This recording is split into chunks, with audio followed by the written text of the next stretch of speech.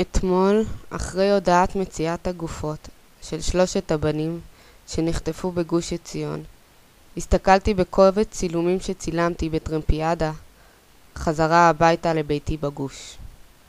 נתקלתי בשוט הזה, טרמפיאדה שונה, לא אותם נערים ואני. הסתכלתי על 3 הדמויות שאני לא מכירה. הם ודאי בני ישיבות, וחשבתי כמה תמימות, תואר, קבלה ואהבה יש באותם בני ישיבות. בדור הסטוצים והאינטרנט באזור יהודה ושומרון יש ישיבות ואולפנות בהם לומדים נערים ונערות, חדורי אמונה, ערכים, תואר, תמימות ואהבה, שכל כך חסרים לנו.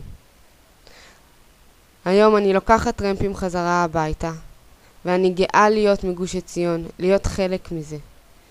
גלעד, אייל, נפתלי, יהי זכרם ברוך.